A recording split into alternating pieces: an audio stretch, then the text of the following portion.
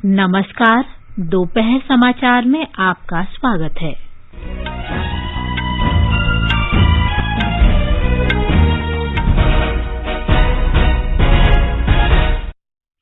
देश भर में 15 से 18 वर्ष तक के बच्चों का कोविड टीकाकरण शुरू।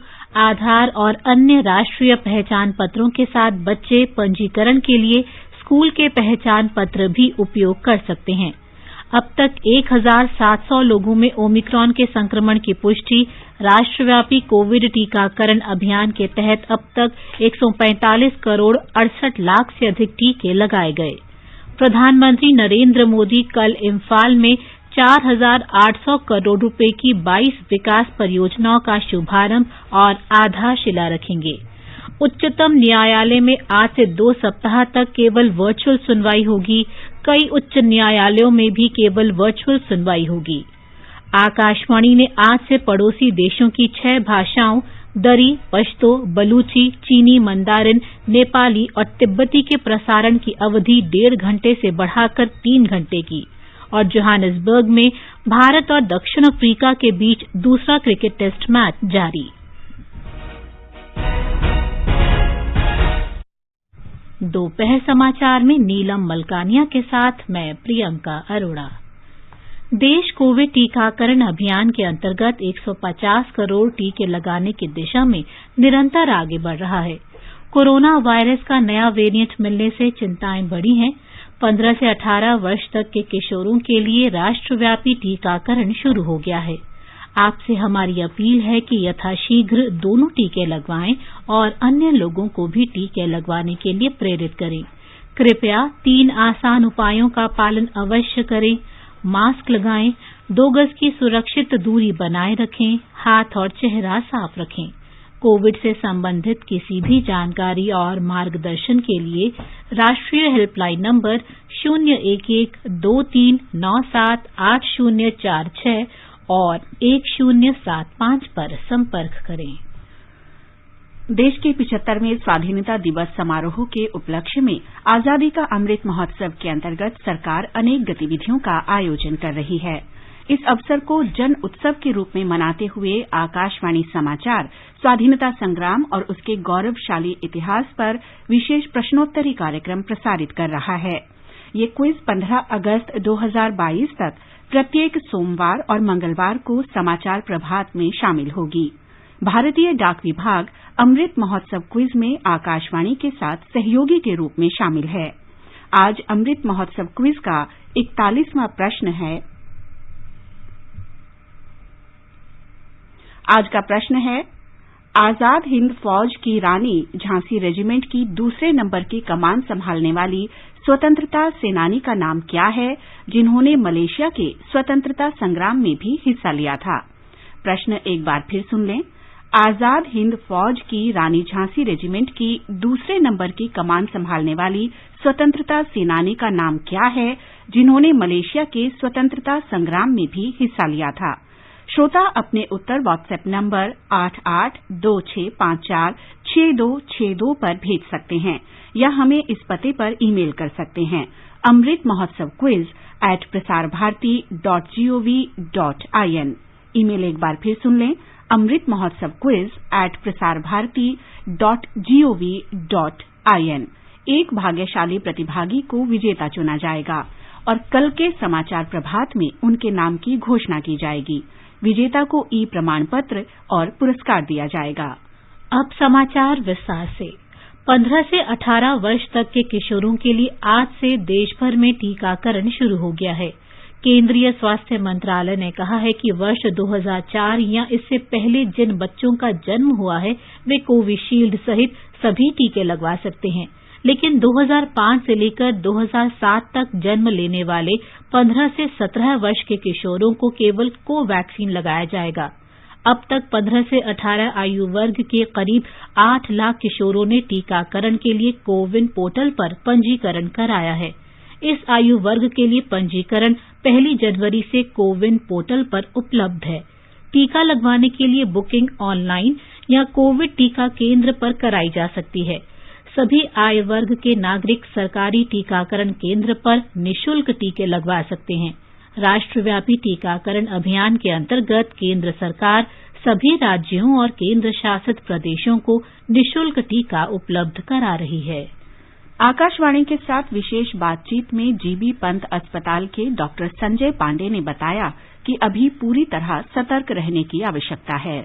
पहले के जो वेव्स आए या पहले की जो लहर आई उसमें लोगों ने काफी जागरूकता का परिचय दिया और एक संभावना ऐसी हो सकती है कि एक फटिगेबिलिटी वाली बात हो सकती है कि लोग भी थक चुके हैं, लेकिन ये देखना चाहिए कि कोविड ऐसा नहीं है कि यहाँ परमानेंट रहने वाला है। धीरे धीरे कोविड जाएगा और कब जाएगा कोई नहीं बता सकता, लेकिन अगर हम कोविड एप्रोप्रिएट बिहेवियर को फॉलो करेंगे तो केसेस को कम कर सकते हैं और केसेस के साथ अगर हम हॉस्पिटलाइजेशन और सीरियसनेस को कम कर सके तो हम काफी उम्मीद है कि इस पर अच्छे से काबू पा पाएंगे। डॉक्टर पांडेय ने टीकाकरण के लिए पंजीकरण की प्रक्रिया की भी जानकारी दी। इसकी रजिस्ट्रेशन प्रोसेस वही है, कोविन ऐप पे जाना है और अपना पास का वैक्सीनेशन सेंटर आप चूज कर सकते हैं। डिस्ट्रिक्ट वाइज भी चूज कर सकते हैं, पिन कोड नंबर डाल के भी चूज कर सकते हैं और सबसे पहले अपने फोन नंबर से रजिस्टर करना होगा। और बच्चों के लिए एक विशेष व्यवस्था की गई है कि वो अपने स्कूल का आई कार्ड भी यूज कर सकते हैं अपार्ट फ्रॉम आधार कार्ड या जो भी पासपोर्ट, जो भी उनके पास वेरिफिकेशन डॉक्यूमेंट है उसमें स्कूल आई कार्ड भी जोड़ा हो गया है कि ऐसा देखा गया कई बच्चों के पास आधार कार्ड नहीं है या कोई और डॉक्यूमेंट नहीं है, तो बहुत ही सरल प्रक्रिया है, इसे बड़ी आसानी से किया जा सकता है। उत्तर प्रदेश में मुख्यमंत्री योगी आदित्यनाथ ने बच्चों के टीकाकरण अभियान की शुरुआत की। मुख्यमंत्री ने कहा कि राज्य में करीब 1 करोड़ 40 लाख बच्चों को टीके लगाए जाएंगे। अभियान प्रारंभ हुआ है। रजिस्ट्रेशन की कार्रवाई इसमें 1 जनवरी से ही प्रारंभ हो चुका था। प्रदेश में 15 से 18 वर्ष के बच्चों की कुल संख्या जो लक्षित है वह 1 करोड़ 40 लाख के आसपास है, जिन्हें यहाँ पर एक समय सीमा के अंदर टीकाकरण से आच्छादित करना है।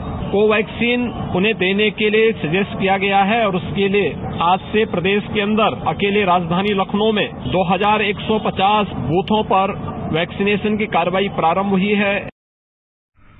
बिहार के मुख्यमंत्री नीतीश कुमार ने आज पटना स्थित इंदिरा गांधी आयुर्विज्ञान संस्थान IGIMS में 15 से 18 वर्ष आयु के किशोरों के टीकाकरण अभियान का शुभारंभ किया। इसके लिए 2801 टीकाकरण केंद्र बनाए गए हैं। श्री कुमार ने कहा कि इस आयु वर्ग के बिहार के 83,46,000 लाभार्थी हैं। IGIMS में इसकी शुरुआत हो रही है। सब तरह से ऑडिट सर्वेक्षण भी किया जा चुका है कि 15 साल से 18 साल के बीच में कितने बच्चे बच्चियां हैं, उन सब चीजों को लेकर ये बहुत तेजी से हम लोगों के यहाँ ये काम किया जाएगा। अब ये तय हो गया है। गुजरात के मुख्यमंत्री भूपेंद्र पटेल ने आज गांधीनगर में 15 से 18 साल के बच्चों के लिए राज्यव्यापी कोविड टीकाकरण अभियान की शुरुआत की, जबकि राज्य के स्वास्थ्य मंत्री ऋषिकेश पटेल ने इस अभियान की शुरुआत अहमदाबाद में की। एक रिपोर्ट। गुजरात में आज से शुरू हुए टीकाकरण अभियान में टीका लगाने के लिए बड़ी संख्या में छात्र आगे आ रहे हैं। राज्य के करीब 2500 स्कूल के 35 लाख से अधिक छात्रों को इस अभियान के तहत टीके लगाए जाएंगे। दमन में एक छात्रा की मां श्रीमती रेणु उपाध्याय ने इस कदम को समय पर लिया गया कदम बताया। थैंक यू मोदी जी, बच्चों को वैक्सीन दिलवाने के लिए, क्योंकि हम बच्चों को स्कूल भेजने में डर रहे थे। मैं और मेरे हस्बैंड दोनों ने वैक्सीन करवा ली, बच्ची रह गई थी, उसको वैक्सीन लग गई और हम टेंशन फ्री हो गए। इनको स्कूल भेजते हैं, खेलने जाते हैं तो डर लगता है कि कहीं इनको कोरोना ना लग जाए। अब वैक्सीन लग गई, थोड़ा हम टेंशन फ्री हो गए। अहमदाबाद के कक्षा 12 के छात्र ने टीका लगाने के बाद उन्हें संपूर्ण सुरक्षित बताया और सब छात्रों को टीके के लिए आगे आने की अपील की। I took the vaccination today and I am completely fine and healthy. This drive of vaccination for age 15 to 18 is a great move and I encourage everyone to get vaccinated if not done yet. सूरत की एक छात्रा ने आज टीका लगाने के बाद अपना प्रतिभाव इस तरह दिया। आज हमारे स्कूल में वैक्सीन का फर्स्ट डोज लगा है। ये बहुत ही सेफ है और बिल्कुल भी दर्द नहीं हुआ हमें। योगेश पंड्या, आकाशवाणी समाचार, अहमदाबाद। पश्चिम बंगाल में 479 प्रखंडों के एक विद्यालय और शहरी स्थानीय निकाय के साथ 338 अस्पतालों में टीकाकरण का काम जारी है। राज्य में कोविड के बढ़ते मामलों के मद्देनजर स्कूलों सहित सभी शिक्षण संस्थान बंद हैं। कोलकाता के सभी चिकित्सा महाविद्यालयों, 37 उच्च प्राथमिक स्वास्थ्य केंद्रों और 16 नगरों के एक स्कूल में किशोरों को टीके लगाए जा रहे हैं। पुदुचेरी में मुख्यमंत्री रंगासामी ने कादिरकामम के तलैयाड़ी वलियम्माई स्कूल में टीकाकरण अभियान की शुरुआत की। कुल 85,000 स्कूली बच्चों को कोवैक्सीन टीका लगाया जाएगा। इधर राष्ट्रीय राजधानी दिल्ली में राम मनोहर लोहिया अस्पताल और राजकीय सर्वोदय कन्या विद्यालय लक्ष्मीनगर सहित विभिन्न स्थानों पर टीका लगाया जा रहा है। इसके लिए 159 केंद्र बनाए गए हैं। आगे बढ़ने से पहले मुख्य समाचारों पर एक नजर। देश भर में 15 से 18 वर्ष तक के बच्चों का कोविड टीकाकरण शुरू। पंजीकरण के लिए आधार और अन्य राष्ट्रीय पहचान पत्रों के साथ बच्चे स्कूल के पहचान पत्र भी उपयोग कर सकते हैं। अब तक 1,700 लोगों में ओमिक्रॉन के संक्रमण की पुष्टि। राष्ट्रव्यापी कोविड टीकाकरण अभियान के अंतर्गत अब तक 145 करोड़ 68 लाख से अधिक टीके लगाए गए। प्रधानमंत्री नरेंद्र मोदी कल इम्फाल में 4,800 करोड़ रुपए की 22 विकास परियोजनाओं का शुभारंभ करेंगे और आधारशिला रखेंगे। उच्चतम न्यायालय में आज से 2 सप्ताह तक केवल वर्चुअल सुनवाई होगी। कई उच्च न्यायालयों में भी केवल वर्चुअल सुनवाई होगी। आकाशवाणी ने आज से पड़ोसी देशों की 6 भाषाओं दरी, पश्तो, बलूची, चीनी मंदारिन, नेपाली और तिब्बती के प्रसारण की अवधि 1.5 घंटे से बढ़ाकर 3 घंटे की। और जोहानिसबर्ग में भारत और दक्षिण अफ्रीका के बीच दूसरा क्रिकेट टेस्ट मैच जारी। ये समाचार हमारी वेबसाइट newsonair.com/hindi और हमारे mobile app news on AIR पर भी उपलब्ध हैं। चलो मिलकर एक शुरुआत करें, चलो एक फैसला आज करें, मास्क नहीं तो टोकेंगे, कोरोना को रोकेंगे, चलो एक इरादा करते हैं, चलो कुछ वादा करते हैं, मास्क नहीं तो टोकेंगे, कोरोना को रोकेंगे। दोपहर समाचार में आपका फिर स्वागत है। देश में अब तक 1,700 लोगों में कोरोना के नए वेरिएंट ओमिक्रॉन के संक्रमण की पुष्टि हुई है। इनमें 639 मरीज स्वस्थ हो चुके हैं। महाराष्ट्र में सबसे अधिक 510 और दिल्ली में 351 लोग ओमिक्रॉन से संक्रमित हैं। 23 राज्यों और केंद्र शासित प्रदेशों में लोग ओमिक्रॉन से संक्रमित हैं। राष्ट्रव्यापी कोविड टीकाकरण अभियान के तहत देश में 145 करोड़ 68 लाख से अधिक टीके लगाए जा चुके हैं। संक्रमण से स्वस्थ होने की राष्ट्रीय दर 98.2% है। हरियाणा में कल 577 लोगों में संक्रमण की पुष्टि हुई। सबसे अधिक 358 गुरुग्राम में, जबकि फरीदाबाद जिले में 83 लोग संक्रमित पाए गए। कल 84 मरीज स्वस्थ हुए। राज्य में संक्रमित लोगों की कुल संख्या 2,400 हो गई है। संक्रमण से स्वस्थ होने की दर 98.39% है। राज्य के स्वास्थ्य विभाग ने बताया है कि इनमें से 63 लोगों में ओमिक्रॉन संक्रमण की पुष्टि हुई। हालांकि 40 रोगी ठीक हो चुके हैं, जबकि 23 का उपचार किया जा रहा है। पंजाब में कल 417 लोगों में कोरोना संक्रमण की पुष्टि हुई। राज्य के स्वास्थ्य विभाग के अनुसार इस दौरान 23,952 टीके लगाए गए। उधर केरल में कल 45 लोगों में ओमिक्रॉन के संक्रमण की पुष्टि हुई। इसके साथ ही राज्य में ओमिक्रॉन से संक्रमित लोगों की संख्या 152 हो गई है। आकाशवाणी का समाचार सेवा प्रभाग आज रात 9:30 बजे कोरोना जागरूकता श्रृंखला के अंतर्गत हिंदी और अंग्रेजी में लाइव फोन इन कार्यक्रम प्रसारित करेगा। कार्यक्रम में लेडी हार्डिंग मेडिकल कॉलेज नई दिल्ली के डॉक्टर अनुपम प्रकाश कोरोना से संबंधित प्रश्नों के उत्तर देंगे। श्रोता हमारे विशेषज्ञ से टेलीफोन नंबर 011-2342-1230 और 011-2342-1764 पर प्रश्न पूछ सकते हैं। निर्वाचन आयोग ने आगामी विधानसभा चुनाव वाले 5 राज्यों के मुख्य सचिवों को पत्र लिखकर उनसे कोविड टीकाकरण में तेजी लाने को कहा है। ये समाचार आकाशवाणी से प्रसारित किए जा रहे हैं। ताजा समाचार जानने के लिए आप हमारे Twitter handle @AIR News Hindi को फॉलो कर सकते हैं। ये आकाशवाणी है। प्रधानमंत्री नरेंद्र मोदी कल मणिपुर और त्रिपुरा के दौरे पर जाएंगे। श्री मोदी इम्फाल में 4,800 करोड़ रुपए की 22 विकास परियोजनाओं का लोकार्पण और शिलान्यास करेंगे। मणिपुर में प्रधानमंत्री करीब 1,850 करोड़ रुपए लागत की 13 परियोजनाओं का उद्घाटन करेंगे तथा लगभग 2,950 करोड़ रुपए की 9 परियोजनाओं का शिलान्यास भी करेंगे। ये परियोजनाएं सड़क बुनियादी ढांचा, पेयजल आपूर्ति, स्वास्थ्य, शहरी विकास, आवास, कौशल विकास, कला, संस्कृति तथा अन्य क्षेत्रों से संबंधित हैं।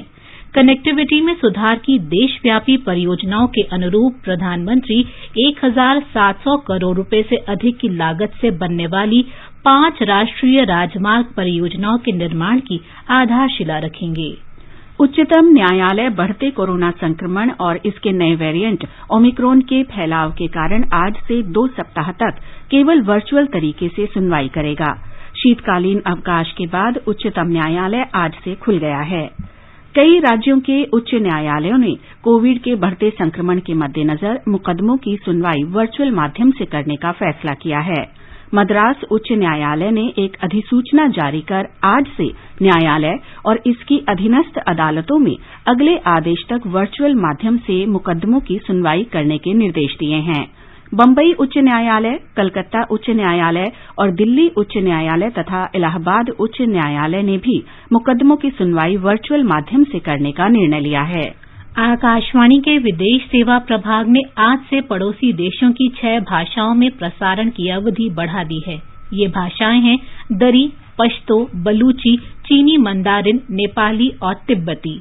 इन भाषाओं का प्रसारण समय अब 3 घंटे तक कर दिया गया है। अभी तक इन्हें 1 से 1.5 घंटे का समय दिया जाता था। इन 6 भाषाओं को अब प्रतिदिन सुबह शाम 1.5 घंटे का समय मिलेगा। इन्हें YouTube, news on AIR app, DD free dish और रेडियो की शॉर्टवेव फ्रीक्वेंसी पर भी सुना जा सकेगा। उपराष्ट्रपति एम वेंकैया नायडू आज केरल के कोट्टायम में संत कुरियाकोस एलियास चावरा की 150वीं पुण्यतिथि के उपलक्ष्य में आयोजित समारोह में शामिल हुए। इस अवसर पर उपराष्ट्रपति ने कहा कि संत चावरा हर मायने में एक सच्चे दूरदर्शी संत थे। Saint Chavra engaged himself as a spiritual, educational, social and cultural reformer of Kerala society in the 19th century. Thus he contributed richly to the social awakening of the people of this region. महान समाज सुधारक और पहली महिला शिक्षाविद सावित्रीबाई फूले की आज 191वीं जयंती है।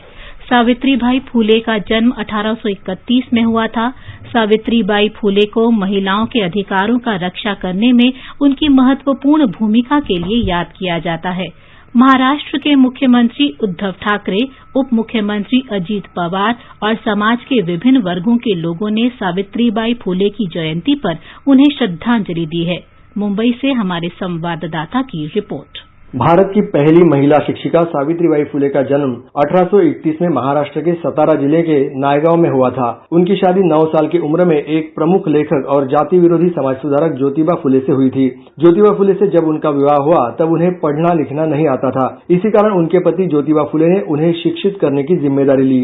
सावित्रीबाई ने अपने पति के साथ मिलकर 1848 में पुणे में भिडेवाड़ा में भारत में लड़कियों के पहले स्कूल की स्थापना की। एक नारीवादी द्वारा महिलाओं को सिखाने के लिए की गई ये पहल विशेष रूप से वंचित समुदाय को शिक्षित करने की पहल इतनी आसान नहीं थी, क्योंकि उन्हें बहुत सारी कठिनाइयों का सामना करना पड़ा था। रूढ़िवादी लोगों ने उन्हें काफी परेशान किया। अपने खिलाफ शुरू किए गए शातिर अभियान से बेफिक्र होकर उन्होंने ऐसे समय में शिक्षिका बनने वाली पहली भारतीय महिला बनकर पितृसत्ता की बेड़ियों को तोड़ा, जब लड़कियों को स्कूलों में जाने की अनुमति नहीं दी थी। शिक्षा पर सावित्रीबाई ने कहा था कि शिक्षा सबसे मूल्यवान धन है और जिनके पास ये है उन्हें लोग सबसे अमीर मानते हैं। पुणे में शिक्षा के क्षेत्र में इस दंपति द्वारा किए गए कार्यों को ध्यान में रखते हुए ईस्ट इंडिया कंपनी ने उन्हें 1852 में सम्मानित किया था। कुणाल शिंदे के साथ शैलेश पाटिल, आकाशवाणी समाचार, मुंबई। प्रधानमंत्री ने वीर रानी वेलू नचियार को उनकी जयंती पर याद किया है। श्री मोदी ने एक ट्वीट में कहा कि वेलू नचियार का अदम्य साहस आने वाली पीढ़ियों को प्रेरित करता रहेगा। जोहानिसबर्ग में दक्षिण अफ्रीका के साथ दूसरे क्रिकेट टेस्ट मैच में आज भारत ने टॉस जीतकर पहले बल्लेबाजी का फैसला किया। ताजा समाचार मिलने तक भारत ने 1 विकेट पर 38 रन बना लिए हैं।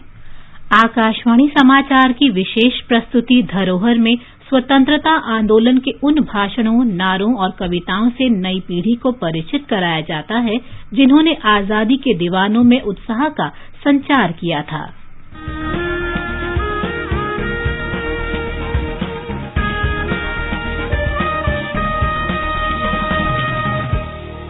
आजादी के आंदोलन के खजाने में ऐसे ढेरों शब्द जिन्होंने बदल दिए इतिहास, तारीख बदलने वाले लफ्जों पर आकाशवाणी समाचार ला रहा है विशेष कार्यक्रम धरोहर हर सोमवार।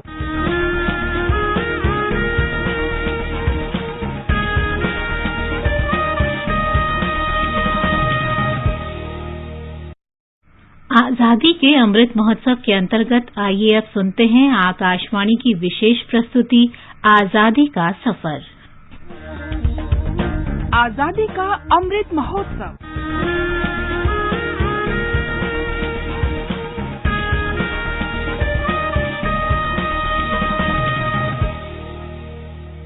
आजादी का सफर आकाशवाणी के संग। भारत का शानदार स्वाधीनता संघर्ष आधुनिक विश्व के महानतम संघर्षों में से एक है। आकाशवाणी से हम आपके लिए रोजाना ला रहे हैं इस शानदार संघर्ष की झलक।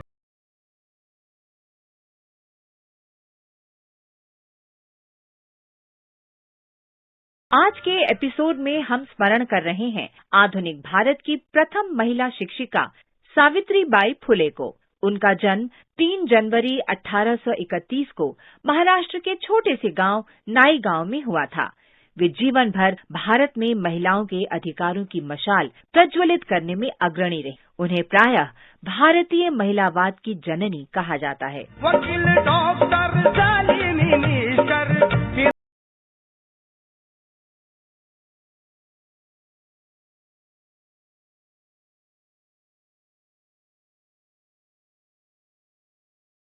सावित्रीबाई में गजब की जिज्ञासा और महत्वाकांक्षा थी। 9 वर्ष की उम्र में ही 1840 में उनका विवाह ज्योतिराव फूले से कर दिया गया। सावित्रीबाई के सीखने के उत्साह से प्रभावित होकर ज्योतिराव ने उन्हें पढ़ना लिखना सिखाया। सावित्रीबाई ने शिक्षक का प्रशिक्षण लिया।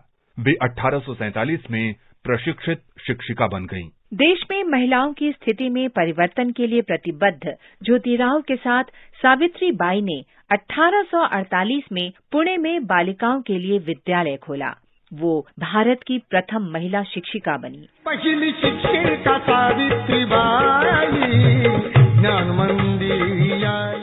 देश में विधवाओं की दुर्दशा से सहानुभूति रखते हुए सावित्रीबाई ने 1864 में बेसहारा महिलाओं के लिए आश्रय स्थल भी बनाया। सावित्रीबाई ने सत्य शोधक समाज को दिशा देने में भी महत्वपूर्ण भूमिका निभाई, जिसकी स्थापना महात्मा ज्योतिबा फूले ने की थी। 1873 में सावित्रीबाई ने सत्य शोधक विवाह कराने आरंभ किए, जहां विवाह करने वाले जोड़े शिक्षा और समानता की शपथ लेते थे। 1890 में ज्योतिराव फुले का निधन हो गया। सभी सामाजिक मान्यताओं को दरकिनार करते हुए सावित्रीबाई ने उनकी चिता को अग्नि दी।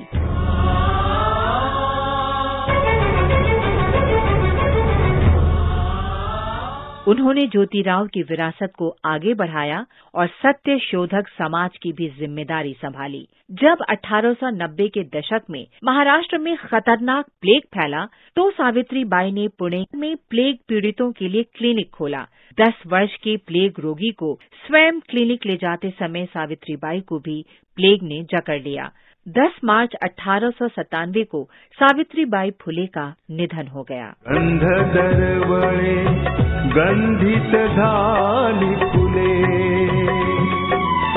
गोड गुणाची थोर मनाची माता सावित्री फुले।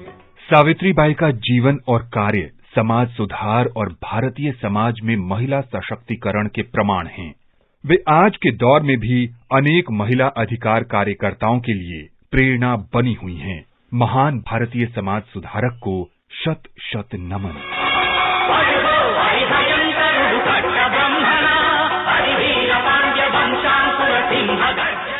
हम स्वाधीनता सेनानी वीरा पांड्या कट्टा बोमन को भी स्मरण कर रहे हैं। उनका जन्म 3 जनवरी 1760 को तमिलनाडु के तूतुकुड़ी जिले में हुआ था।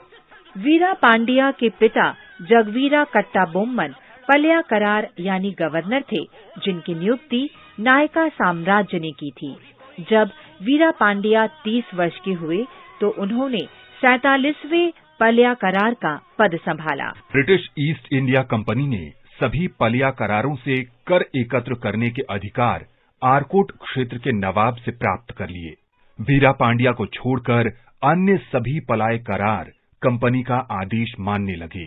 फलस्वरूप ब्रिटिश सेना ने 1799 में वीरा पांड्या पर हमला कर दिया। वीरा पांड्या को अपने खबरी के जरिए हमले की खबर मिल गई और वे पहले ही इसके लिए तैयार थे।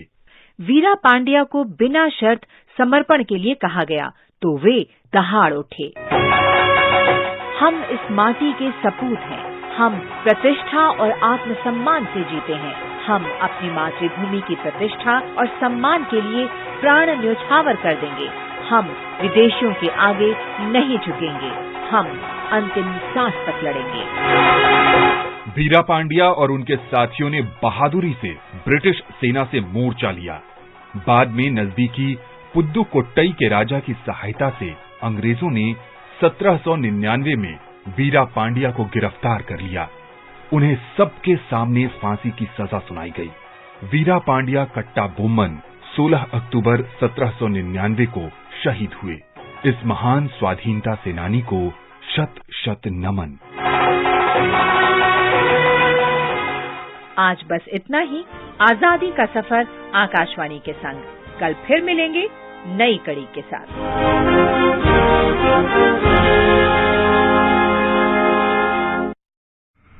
आजादी का अमृत महोत्सव के लिए सभी उपभोक्ताओं को शुभकामनाएं। हॉलमार्क सोने की शुद्धता सुनिश्चित करता है। हमेशा हॉलमार्क वाले सोने के आभूषण खरीदें। उपभोक्ता किसी भी शिकायत के लिए कृपया राष्ट्रीय उपभोक्ता हेल्पलाइन के टोल फ्री नंबर 14404 पर संपर्क करें। उपभोक्ता मामले विभाग, भारत सरकार द्वारा जनहित में जारी। जागो ग्राहक जागो। ये आकाशवाणी है। अब एक नजर आज के मौसम पर।